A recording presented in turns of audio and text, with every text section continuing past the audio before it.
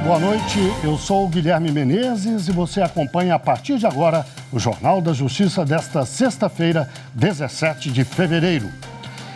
Ministro Gilmar Mendes, do Supremo Tribunal Federal, nega pedido da Associação Brasileira de Bebidas e mantém a proibição de vendas de bebidas alcoólicas destiladas no Carnaval de Atibaia, em São Paulo. Para o ministro, a restrição não viola a Constituição. Este é um dos destaques da edição de hoje. Vamos aos demais. Ministro Alexandre de Moraes suspende decisão que determinou busca e apreensão de e-mails de funcionários e diretores do Grupo Americanas.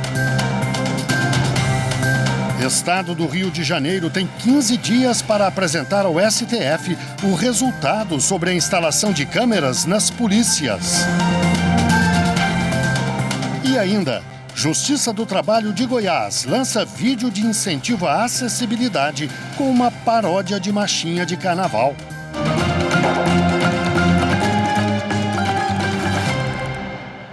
O plenário virtual do Supremo Tribunal Federal começou a julgar uma ação que questiona uma lei de Rondônia e que proíbe destruir equipamentos apreendidos em operações ambientais.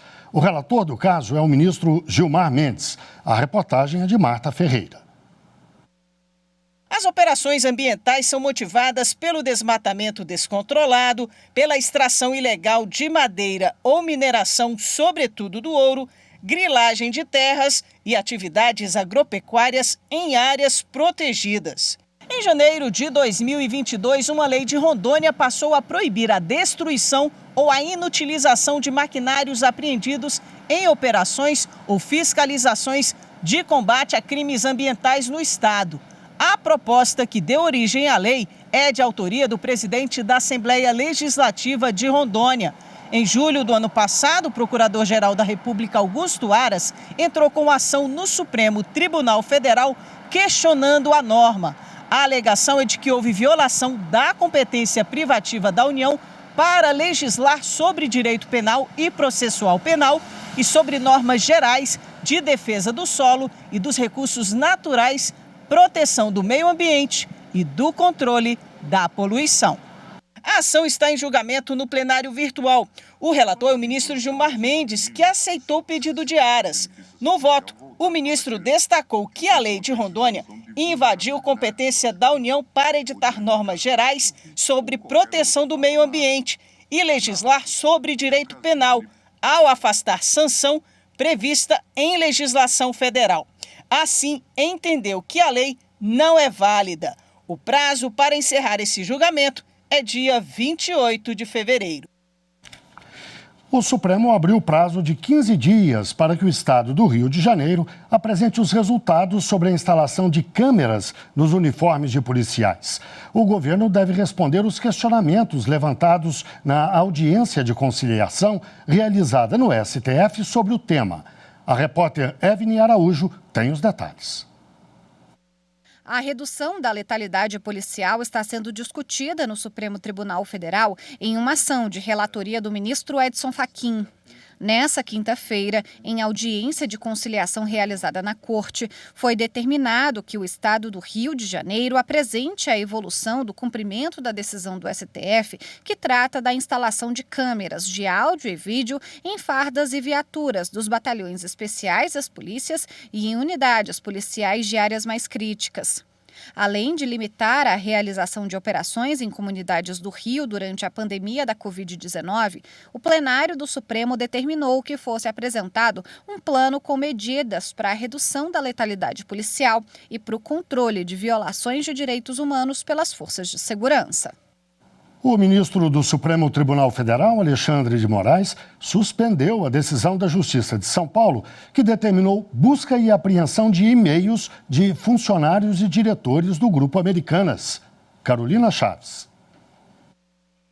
A Justiça de São Paulo havia determinado a liberação de dados de e-mails de todos os diretores do grupo e gestores trocados com advogados. A decisão atendia a um pedido do Banco Bradesco, um dos principais credores das lojas Americanas, e atingia os atuais funcionários do grupo e os que trabalharam na empresa nos últimos 10 anos.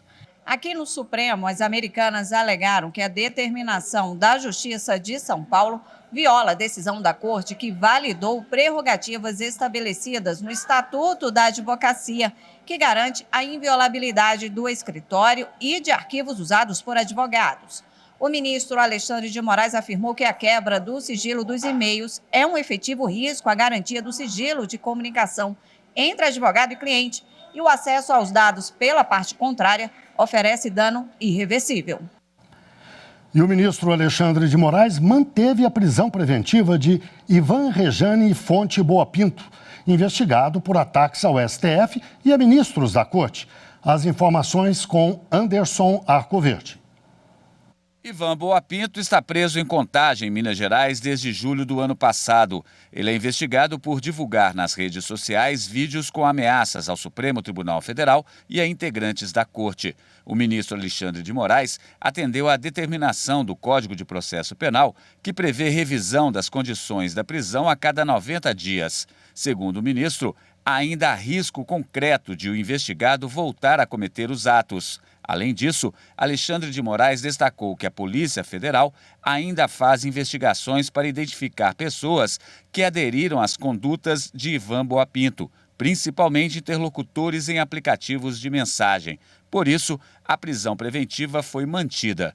O ministro deu 30 dias para que a Polícia Federal apresente um relatório sobre as investigações e determinou que a direção da penitenciária também informe as condições de alimentação e saídas da cela para banhos de sol.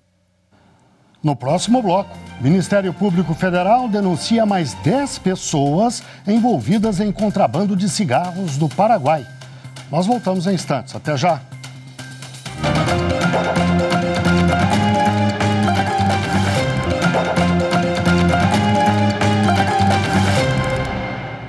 O Ministério Público Federal denunciou mais 10 pessoas envolvidas no contrabando de cigarros do Paraguai. Essa é a segunda denúncia oferecida à Justiça Federal na Operação Cassinônima, que já condenou em janeiro deste ano 8 integrantes da organização criminosa, entre eles os 2 líderes do grupo. Os detalhes com a repórter Madeleine Machado. A operação desbaratou a organização que atuou nos estados do Paraná, Santa Catarina e Rio Grande do Sul entre janeiro de 2018 e novembro de 2021. A mercadoria era transportada pelas rodovias brasileiras sem a documentação legal devida e distribuída por toda a região sul do país. Segundo o MPF, o modus operandi da quadrilha revela o alto grau de profissionalismo e poder econômico do grupo. As investigações demonstraram a existência de uma empresa de transporte pertencente aos líderes da quadrilha, que servia para a prática dos crimes. Os caminhões utilizados no transporte dos cigarros eram registrados em nome dos motoristas e, após o início das apreensões, o grupo passou a utilizar laranjas. O valor dos cigarros apreendidos supera 53 milhões de reais. 26 milhões em tributos deixaram de ser arrecadados por conta do contrabando. Além de responderem por participação em organização criminosa, 6 dos 10 acusados também serão julgados pelo crime de falsidade ideológica. A 6ª turma do Superior Tribunal de Justiça restabeleceu uma decisão que promove a desclassificação da conduta de 9 policiais civis de tortura para abuso de autoridade. Jéssica Castro. Com a desclassificação da conduta dos acusados, foi reconhecida a prescrição do crime. A maioria dos ministros da 6ª turma se baseou na jurisprudência do STJ, segundo a qual, no ato de recebimento da denúncia, a Justiça pode alterar, em caráter excepcional, a tipificação da peça acusatória, caso isso represente algum benefício para o réu. Segundo o processo, durante revista no interior de uma cadeia, 9 policiais civis apreenderam objetos como celulares e porções de drogas. Por isso, mulheres presas se rebelaram e fizeram um carcereiro de refém. Em resposta, os agentes agrediram e feriram várias detentas, com chutes, golpes de cabo de vassoura e tiros de borracha. Os policiais foram acusados de tortura pelo Ministério Público Federal. Em primeira instância, foi proferida a decisão por ocasião do recebimento da denúncia, para emendar a acusação, de modo a ficar configurado o crime de abuso de autoridade. Já o Tribunal de Justiça de São Paulo deu provimento ao recurso do Ministério Público por concluir que, nessa fase, seria vedado por lei ao magistrado ajustar as condutas descritas na denúncia. No STJ, o ministro Rogério Schietti Cruz, cujo voto prevaleceu no julgamento, destacou que a narrativa da acusação apresentada pelo Ministério Público não descreve de modo expresso o intenso sofrimento físico e o objetivo de aplicar castigo pessoal contra as vítimas, circunstâncias necessárias para a configuração do crime de tortura. Assim, o ministro entendeu ser cabível a desclassificação da conduta no recebimento da denúncia, pois permitiria a obtenção de benefícios pelos réus. A sexta turma, então, deu provimento ao recurso especial dos policiais para restabelecer a decisão de primeira instância que desclassificou de tortura para abuso de autoridade a conduta caracterizada na denúncia contra os agentes. O Tribunal Regional Federal da Primeira Região assegurou a um aluno o direito à matrícula no curso superior após ele ter apresentado documentação equivocada no momento da inscrição. Depois de ter sido aprovado em processo seletivo, o estudante pretendia matricular-se no curso de Ciências Econômicas da Universidade Federal de Uberlândia, mas sua matrícula foi negada pela instituição de ensino sob a alegação de que ele não teria entregue a documentação exigida. Ficou demonstrado no processo que no ato da matrícula, o aluno apresentou por equívoco o certificado e o histórico escolar do ensino fundamental, ao invés dos documentos referentes ao ensino médio. Na tentativa de resolver a situação, ele propôs a troca dos documentos, mas o pedido foi negado pela universidade. Ao analisar o caso, o relator, desembargador federal Carlos Augusto Brandão, entendeu que a falha cometida não é razão que impeça definitivamente a matrícula, uma vez que o estudante provou ter concluído o ensino médio e estar de posse dos documentos necessários à efetivação da matrícula. Além disso, trata-se de irregularidade que poderia ser sanada a qualquer momento.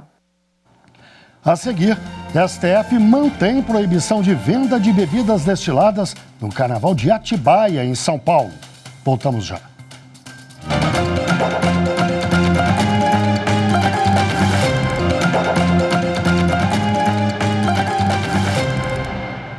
Depois de 2 anos sem folia por causa da Covid-19, a Polícia Rodoviária Federal começou hoje a Operação Carnaval 2023. Até a meia-noite de quarta-feira de cinzas, dia 22 de fevereiro, todo o efetivo da PRF vai trabalhar no monitoramento e na fiscalização dos 75 mil quilômetros da malha federal.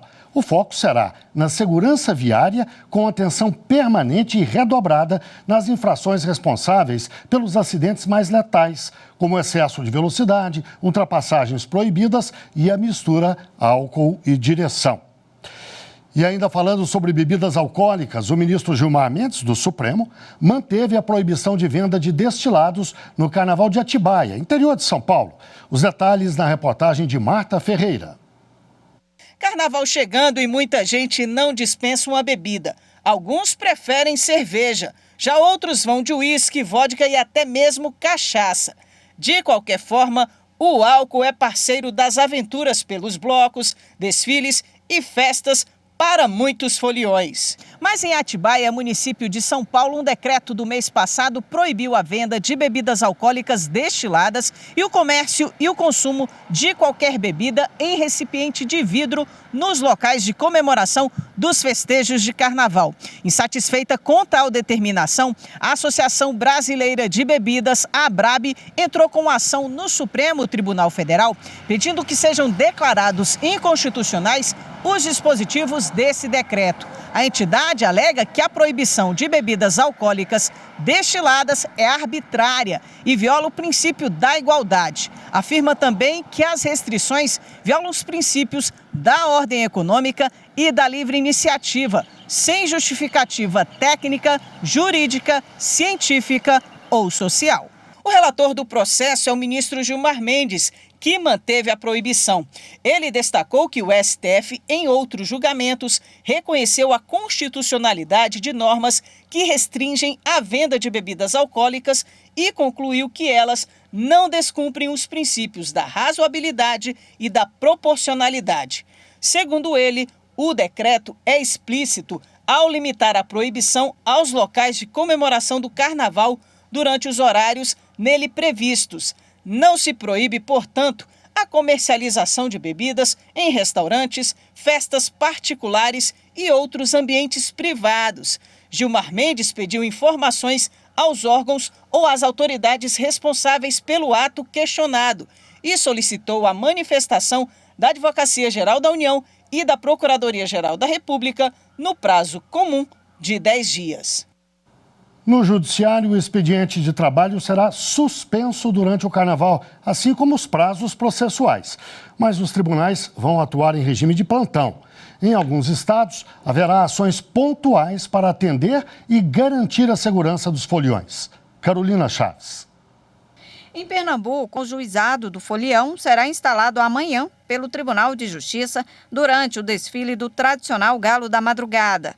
O juizado vai funcionar de 1h da tarde às 9 da noite em 2 pontos, no Fórum Tomás de Aquino e na Estação Central do metrô do Recife. No Rio de Janeiro, atenção em especial às crianças e adolescentes. O Tribunal de Justiça do Estado definiu um espaço de 300 metros após a área de dispersão para manobra de carros alegóricos. A medida proíbe a entrada de crianças e adolescentes no local para evitar acidentes, como o que aconteceu no ano passado com uma criança de 11 anos que morreu atropelada por um carro alegórico. Também fica proibida a entrada e a permanência de menores de 16 anos desacompanhados dos pais ou responsáveis nos dias de desfiles, em qualquer espaço do sambódromo. Já nos desfiles de escolas de samba, em que predomine a presença de adultos, a participação dos jovens, inclusive na bateria, só é permitida com autorização da vara de infância.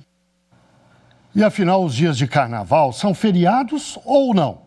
Você vai saber agora quem tem direito à folga no Carnaval e quem vai precisar trabalhar durante o período de folia. Quem conta pra gente é o repórter Renato Rosa. Sextou e o pessoal vai pra casa pensando na folia. Carnaval eu vou tocar, né? Eu toco no Grupo Veneto.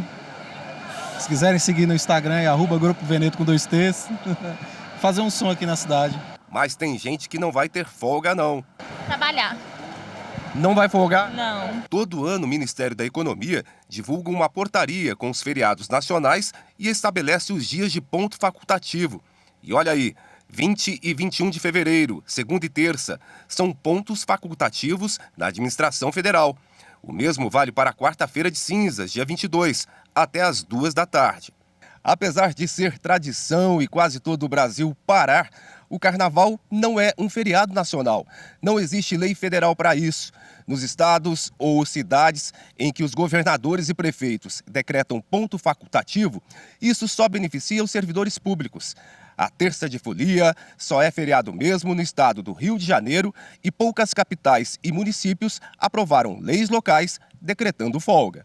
Como explica o coordenador nacional de combate às fraudes nas relações do trabalho e procurador do Ministério Público do Trabalho, Tadeu Henrique Lopes Cunha. Mas isso varia de município a município. Então, o que a gente pode dizer é que, em termos federais, o Carnaval para o segmento privado não é considerado feriado.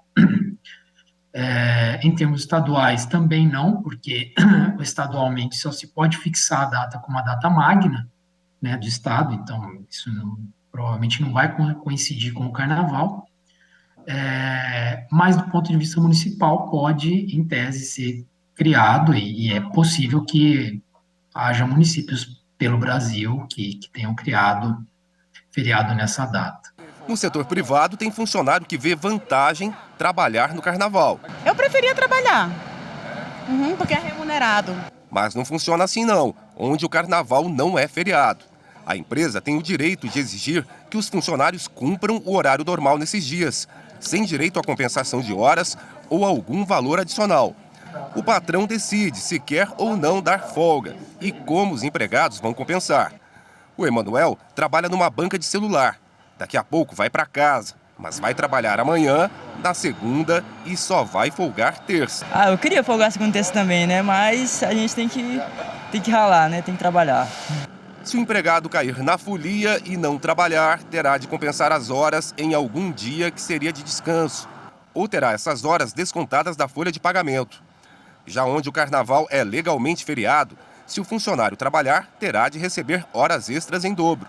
Sorte mesmo tem a equipe da Márcia, dona de uma empresa de RH em Brasília, onde o carnaval não é feriado. Todos os funcionários vão folgar. Ela diz que houve um consenso. Empresas que podem parar nos dias de carnaval sempre motivam, né, a equipe. Então, existem os combinados, né? Normalmente emenda segunda, terça, e aí quarta-feira começa a trabalhar de manhã, ou então segunda, terça e quarta pela manhã dá folga para esses funcionários. E às vezes se negocia ou com produtividade ou com compensação de horas também, né? Se o funcionário tem horas sobrando na casa, pode ser compensado desses dias. E para aproveitar essa época festiva, a Justiça do Trabalho de Goiás lançou um vídeo para incentivar a acessibilidade com uma paródia de marchinha de carnaval. Simone Moura conta mais sobre essa iniciativa. O desafio é diário. Passar por uma calçada ou entrar em prédios públicos não é uma tarefa fácil para quem usa cadeira de rodas. De olho nisso, o Tribunal Regional do Trabalho em Goiás lançou hoje, às vésperas do Carnaval, um vídeo que estimula Estado e instituições a construir espaços mais acessíveis. O vídeo é uma paródia da música O Abre Alas, de Chiquinha Gonzaga, que compôs a canção para o Carnaval de 1900. A versão usada pela Justiça do Trabalho foi feita pelo compositor André Luiz de Souza e se chama Pessoas com Determinação. Tire as escadas. Tire as escadas que eu quero passar. Calçadas é preciso nivelar. Minha cadeira não pode voar. Tire as escadas que eu quero passar. Nos meios urbanos, essa coisa da acessibilidade é perceptível. A gente, com o tempo, a gente vai amadurecendo e vê a dificuldade, seja em ônibus, né, seja nos comércios, essa coisa toda, e não há como dar as costas para essa causa. Eu acho que eu fui privilegiado, né? Essa questão da arte, da música, me deu um acesso, eu dar voz para esse pessoal. O retorno que eu tenho tido até então, eles falam que eu escrevi com muita propriedade, mas é a questão mesmo da gente se envolver, né? O vídeo da Justiça do Trabalho, que começou a ser divulgado hoje nas redes sociais do TRT18, conta com janela de intérprete de Libras. O Tribunal Goiano foi um dos primeiros a dar acessibilidade às pessoas com deficiência auditiva nas sessões das turmas e plenárias. Conforme normativa do Conselho Nacional de Justiça, o TRT goiano trabalha para adotar medidas para a acessibilidade das pessoas com deficiência. O Poder Judiciário ele tem o compromisso de promover a acessibilidade a todas as pessoas, sem distinção. E para isso nós temos normativos importantes. Por exemplo, a Resolução 401 do Conselho Nacional de Justiça, que traz uma série de medidas que os tribunais brasileiros devem implementar visando esse atendimento. Nós temos aí, então, medidas para a remoção, por exemplo, de barreiras arquitetônicas que garantam o acesso das pessoas com dificuldade de mobilidade reduzida aos prédios, e também importantes ações para a remoção de barreiras atitudinais, que é aquele preconceito, a discriminação que ainda existe em relação às pessoas com deficiência. Então, nós temos ações em várias áreas para a promoção da acessibilidade. Outro documento importante é a Agenda 2030 da ONU, que traz os 17 Objetivos de Desenvolvimento Sustentável, e ali você tem, então, um compromisso das nações, e o Poder Judiciário firmou esse compromisso nesse pacto também, de equidade, respeito à diversidade, à igualdade de gênero e à acessibilidade. Tire as escadas que eu quero passar. As nossas vagas temos que disputar. A multa não garante o meu lugar. Que ideia boa, hein? E o título da música, hein? O Abre Alas. Perfeito. Esta edição do Jornal da Justiça fica por aqui e obrigado pela companhia. Boa noite, um ótimo carnaval para você.